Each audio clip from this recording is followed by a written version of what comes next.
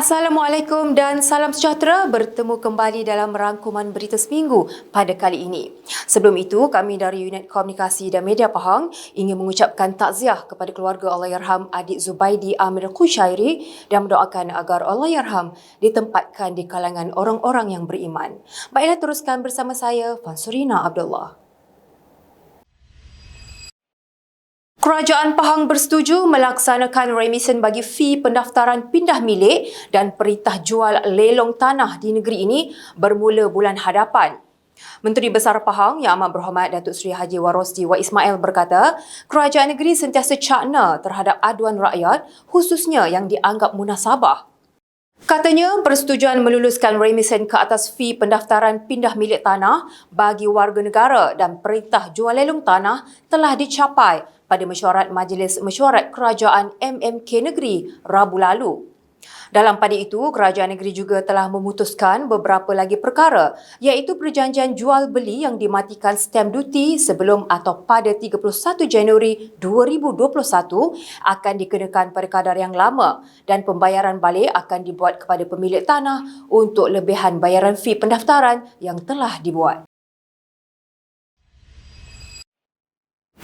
Kerajaan Pahang menerima sumbangan berjumlah RM100,000 daripada Perbadanan Usahawan Nasional Berhad PUNB untuk tabung khas bencana banjir negeri Pahang bagi membantu penduduk terjejas banjir. Majlis penyerahan sumbangan berkenaan oleh pengerusi PUNB Yang Berhormat Tan Sri Noh Omar kepada Menteri Besar Pahang Yang Amat Berhormat Datuk Seri Haji Warosdi Wak Ismail dalam satu majlis ringkas di Majlis Perbandaran Bentung Jumaat lalu. Turut hadir Yang Berhormat Setiausaha Kerajaan Pahang Datuk Seri Dr. Salahuddin Ishak dan Ketua Pegawai Eksekutif PUNB Encik Izwan Zainuddin. Sementara itu, Yang Amat Berhormat Datuk Seri Haji Warosdi berkata, Kerajaan Pahang mengucapkan terima kasih kepada PUNB kerana memberi sumbangan itu. Katanya ini sedikit sebanyak dapat meringankan beban terutamanya mangsa-mangsa yang terlibat dalam bencana banjir baru-baru ini. Majlis Sumbangan Bantuan Banjir oleh Kerajaan Selangor kepada Kerajaan Pahang Selasa lalu mencatat sejarah tersendiri apabila diadakan secara dalam talian berikutan pelaksanaan Perintah Kawalan Pergerakan PKP. Dalam perkongsian di laman sosial Facebook, Menteri Besar Pahang menyaksikan Menteri Besar Selangor Yang Amat Berhormat Datuk Seri Amiruddin Syari melakukan gimik menyerahkan replika cek secara dalam talian kepada Yang Amat Berhormat Datuk Seri Warosdi Wak Ismail. Yang Amat Berhormat Datuk Seri Amiruddin berada di pejabatnya di Selangor, manakala Yang Amat Berhormat Datuk Seri Warosdi berada di Wisma Seri Pahang di Kuantan. Sementara itu, Yang Amat Berhormat Datuk Seri Warosdi menzahirkan ucapan terima kasih kepada Yang Amat Berhormat Menteri Besar Selangor dan Kerajaan Negeri pimpinannya memberi sumbangan RM1 juta kepada Pahang.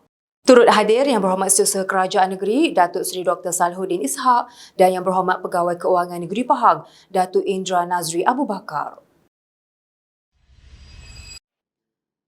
Biarpun kes COVID-19 mencatat angka peningkatan saban hari, namun rasio di peringkat kebangsaan menunjukkan peningkatan kes di negeri Pahang adalah terkawal. Yang Berhormat Setiausaha Kerajaan Negeri Datuk Seri Dr. Salahuddin Ishak berkata, Pahang mencatatkan 2,664 kes setakat Selasa lalu dengan 22 kluster aktif melibatkan 14 kematian di mana 2 sahaja kematian berlaku dalam tempoh Perintah Kawalan Pergerakan PKP, malah kedua-duanya kes dari luar Pahang. Katanya, kes tularan di negeri Pahang juga adalah rendah dan lebih cepat dikesan kerana berlaku dalam keluarga atau orang terdekat dengan jumlah pesakit yang dapat diselamatkan lebih tinggi daripada PKP 1.0 dengan fasiliti dan tenaga barisan hadapan yang mencukupi serta berpengalaman. Beliau berkata demikian ketika temu bual eksklusif dalam program Bicara Pahang bersama Unit Komunikasi dan Media Pahang UKOM Selasa lalu. Dalam pada itu, ketika ditanya berkenaan cadangan penambahan pusat kuarantin dan rawatan COVID-19 berisiko rendah PKRC di negeri ini, beliau berkata tiada keperluan setakat ini. Sementara itu, Datuk Seri Dr. Salahuddin berkata pada keseluruhannya, PKP yang dilaksanakan di negeri ini tidak banyak beza dengan PKPB sebelum ini di mana pejabat, premis perniagaan boleh beroperasi namun dengan syarat yang lebih ketat. Masalah hakisan pantai yang berlaku di 10 lokasi di negeri ini dibawa ke Majlis Mesyuarat Kerajaan MMK Negeri untuk diambil tindakan selanjutnya.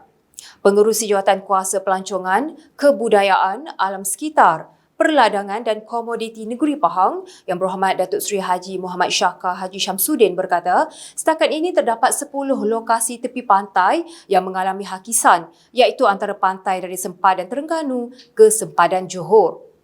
Katanya, kaedah rock riverment akan digunakan untuk memapan ombak agar tidak terus menghakis pantai.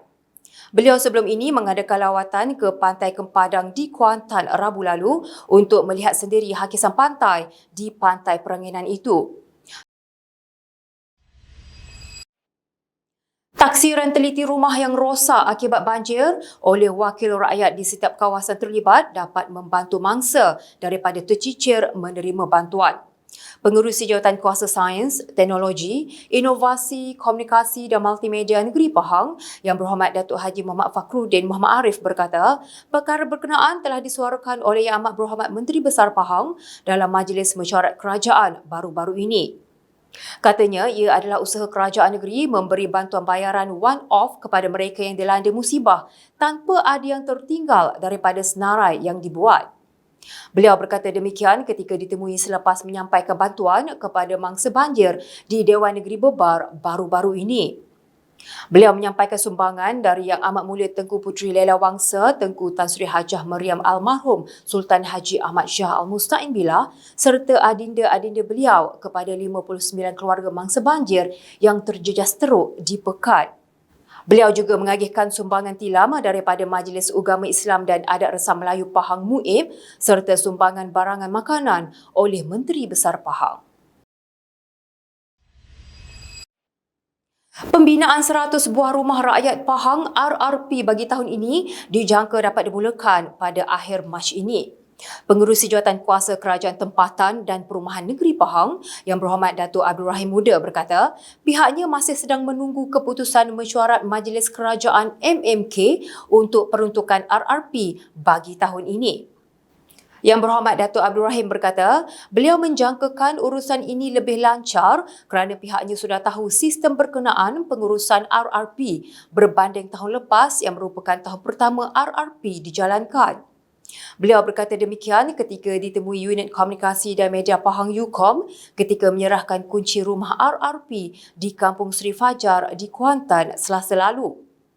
Turut hadir Setiausaha Bahagian Perumahan Pejabat Setiausaha Kerajaan Pahang Yang Hormat Datuk Azlan Muhammad Yaman.